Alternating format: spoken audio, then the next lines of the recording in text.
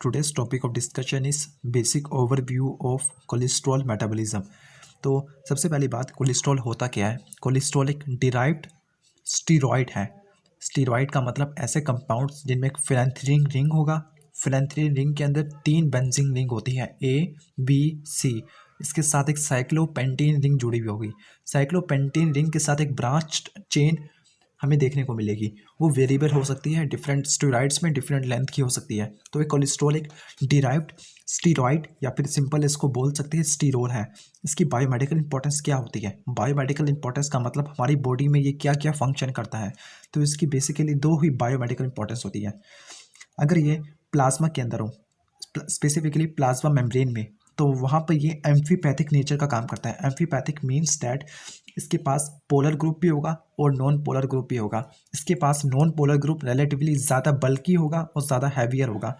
जो polar group होगा वो 3rd कार्बन के ऊपर OH ग्रुप होता है, वही पोलर होगा, जबकि non polar compound remaining steroid nucleus. तो इसकी एम्फीपैथिक नेचर हो जाने की वजह से हम ये बायोलॉजिकल मेम्ब्रेन्स या प्लाज्मा मेम्ब्रेन या सेल मेम्ब्रेन, इसका एक इंटेग्रल कंपोनेंट होता है। वहाँ पे जाके 2 काम करता है। पहला काम ये करेगा कि ये प्लाज्मा मेम्ब्रेन की परमिएबिलिटी को और फ्लूइडिटी को कंट्रोल करेगा, जिसकी वजह से सॉल्यूट की मूवमेंट भी कंट्रोल होगी। दूसरा, ये लाइपोप्रोटीन की आउटर लेयर बनाएगा। लाइपोप्रोटीन ऐसी स्पेशलाइज्ड लिपिड्स, इनको हम कॉम्प्लेक्स लिपिड भी बोलते हैं लाइपोप्रोटीन, जिसमें लिपिड पोर्शन होगा और प्रोटीन होगा। प्रोटीन वाला पोलर, लिपिड वाला नॉन पोलर। तो ये लाइपोप्रोटीन में हम कह सकते हैं कि वहाँ पर ये डिफरेंट सब्सटेंस की ट्रांसपोर्ट कराएगा, क्योंकि ये एम्फीपैथिक होता है। तो इसके 2 फंक्शन होंगे। एक होगा फंक्शन मेम्ब्रेन में, जहाँ ये परमेबिलिटी को और फ्लूइडिटी को कंट्रोल करेगा। दूसरा इसका फंक्शन होगा लाइपोप्रोटीन बनाना। वो लाइपोप्रोटीन डिफरेंट सब्सटेंस को ट्रांसपोर्ट करती है, वो टैग को ट्रांसपोर्ट करती है, वो कोलेस्ट्रॉल को ही ट्रांसपोर्ट करती है। इसके साथ साथ जो फैट सॉल्युबल वाइटामिन्स होते हैं उनको भी ट्रांसपोर्ट करती है प्लाज्मा के अंदर, क्योंकि फैट सॉल्युबल वाइटामिन्स प्लाज्मा के अंदर ट्रांसपोर्ट नहीं हो सकते। इनको लाइपोप्रोटीन की जरूरत पड़ती है ट्रांसपोर्ट कराने के लिए। तो पहला जो बायोलॉजिकल इंपॉर्टेंस होंगे वो इनकी एम्फीपैथिक नेचर की वजह से बायोलॉजिकल मेम्ब्रेन के कंपोनेंट्स हो गए।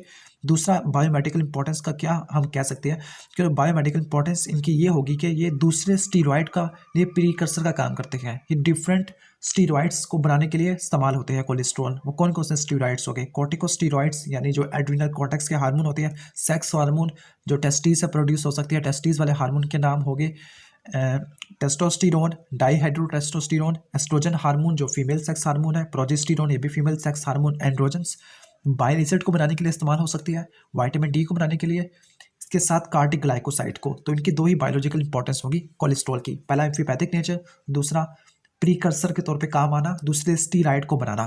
तो ये थी बायोमेडिकल इंपॉर्टेंस। बायोमेडिकल इंपॉर्टेंस के पास नेक्स्ट पॉइंट आता है क्लिनिकल सिग्निफिकेंस।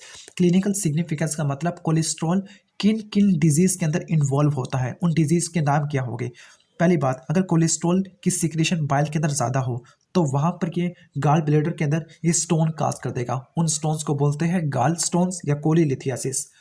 हम नॉर्मली कहते हैं कि कोलेस्ट्रॉल को हम 2 तरीकों के जरिए एक्सक्रीट करा सकते हैं। या तो बाइल के अंदर हम इसको एज इट इज सिक्रेट करा दें, या फिर कोलेस्ट्रॉल को बाइल एसिड के अंदर कन्वर्ट करा दें। वो बाइल एसिड फीसिस के अंदर एक्सक्रीट हो जाएगी। तो 2 ही मैकेनिज्म होते हैं कोलेस्ट्रॉल को एक्सक्रीट कराने के।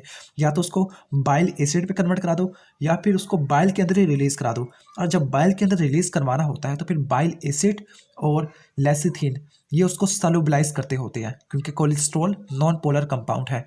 ये क्रिस्टल बना सकता होता है अगर इसको सॉल्युबलाइज ना किया गया। लेकिन अगर इसकी ज़्यादा सिक्रेशन आ गई कोलेस्ट्रॉल की, या फिर बाइल एसिड या लेसिथिन इनका अमाउंट कम था, इसकी वजह से कोलेस्ट्रॉल प्रेसिपिटेट बनाएगा। उस प्रेसिपिटेट को बोलते हैं गाल स्टोन, और इस कंडीशन को बोलते हैं कोलीलिथियासिस या फिर गाल स्टोन सिंपल बोल लेते हैं। दूसरा क्लिनिकल ये होगा कि अगर LDL की अमाउंट ज़्यादा है, LDL ज़्यादा है और HDL कम है। HDL को बोलते हैं गुड कोलेस्ट्रॉल और LDL को बोलते हैं बैड कोलेस्ट्रॉल। LDL को बैड कोलेस्ट्रॉल इसलिए बोलते हैं क्योंकि ये कोलेस्ट्रॉल को टिश्यूज़ की तरफ सेंड कर रहा है। लेकिन HDL को गुड कोलेस्ट्रॉल इसलिए कहते हैं क्योंकि ये रिवर्स कोलेस्ट्रॉल ट्रांसपोर्ट करते हुए कोलेस्ट्रॉल को टिश्यू से उठाकर लीवर के पास लेके जाता है। यहाँ पे मैं आपको यहाँ समझाऊंगा। तो पहले जो इसकी क्लिनिकल सिग्निफिकेंस होगी वो होगी गाल स्टोन्स या फिर कोलीलिथियासिस। दूसरी ये होगी कि अगर LDL का अमाउंट ज़्यादा है, HDL का अमाउंट कम है, इसकी वजह से कोलेस्ट्रॉल पेरिफेरल टिश्यूज़ के अंदर एक्यूमुलेट होना शुरू हो जाएगा, स्पेसिफिकली एंडोथेलियल सेल्स और ब्लड वेसल्स।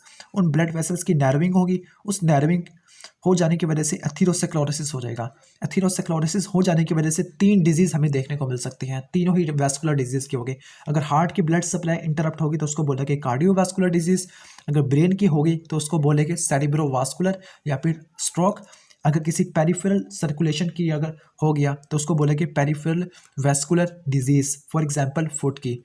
तो ये थे कोलेस्ट्रॉल के 2 क्लिनिकल सिग्निफिकेंस।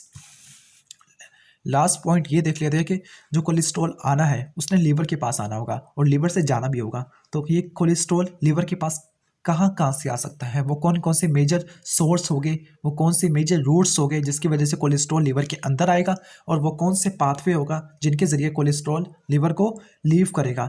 अब कौन से वो पाथवे हैं जिनके जरिए कोलेस्ट्रॉल लीवर के अंदर आता होता है। तो फिर 3 पाथवे आपको बताए गए हैं यहाँ पर। पहला है डाइट में हम कोलेस्ट्रॉल को ले लें। दूसरा, या तो हम क्या करें, एसिटाइल कोए से डी नोवो सिंथेसिस करें, एसिटाइल कोए से क्या करें हम, डी नोवो सिंथेसिस करें। या फिर तीसरा ये हो सकता है कि जो कोलेस्ट्रॉल एस्टर है उनकी क्या करें, हाइड्रोलिसिस कराएं, या फिर उन HDL रिवर्स कोलेस्ट्रॉल ट्रांसपोर्ट के जरिए पेरिफेरल टिश्यू से लीवर की तरफ कोलेस्ट्रॉल को सेंड करें। तो 3 हमारे पास सोर्स होते हैं लीवर कोलेस्ट्रॉल के। पहला है डाइटरी, डाइट कौन कौन सी है जिसमें कोलेस्ट्रॉल ज़्यादा होता है, एग यॉक में, मीट में, लीवर में और ब्रेन में, यानी जिसको मगज कहते हैं, वहाँ से हमें डाइटरी कोलेस्ट्रॉल मिलेगा। वो डाइटरी कोलेस्ट्रॉल काइलोमाइक्रोन, इनके हम जो फूड लेते हैं वो इंटेस्टाइन में आएगी, इंटेस्टाइन से रीअब्सॉर्ब हो जाने के बाद कुछ टिश्यूज़ के पास जाएगी, वहाँ से होने के बाद काइलोमाइक्रोडाइमिनेंट बनेंगे, वो काइलोमाइक्रोडाइमिनेंट लीवर के पास जाएंगे, लीवर के पास फर्दर मेटाबॉलिज्म होगा।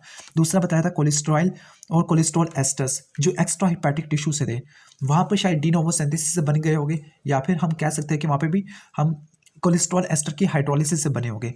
उन कोलेस्ट्रॉल को कैरी करने वाला HDL होगा। HDL को गुड कोलेस्ट्रॉल इसलिए बोलते हैं क्योंकि ये पेरिफेरल टिश्यू से कोलेस्ट्रॉल को उठाकर लीवर की तरफ सेंड करता है। इस ट्रांसपोर्ट को बोलते हैं रिवर्स कोलेस्ट्रॉल ट्रांसपोर्ट। और तीसरा पाथवे ये था कि लीवर के अंदर ही डी नोवो सिंथेसिस हो जाए। अभी डी नोवो सिंथेसिस हमने नेक्स्ट वीडियो में कवर करनी है, और डी नोवो सिंथेसिस के लिए हमें एसिटाइल कोए चाहिए होता है। जिस तरह एसिटाइल कोए फैटी एसिड को बनाने के लिए इस्तेमाल होता है, फैटी एसिड की सिंथेसिस को बोलते हैं लाइपोजेनेसिस। तो 3 पाथवे जिसके जरिए कोलेस्ट्रॉल एंटर होता है लीवर के अंदर, diet, reverse cholesterol transport HDL के जरिए, और तीसरा होगा एसिटाइल कोए से डी नोवो सिंथेसिस। आगे देख लेते हैं कि वो कौन से 3 पाथवे हैं या सोर्स है जिनके जरिए कोलेस्ट्रॉल लीवर को लीव करता है।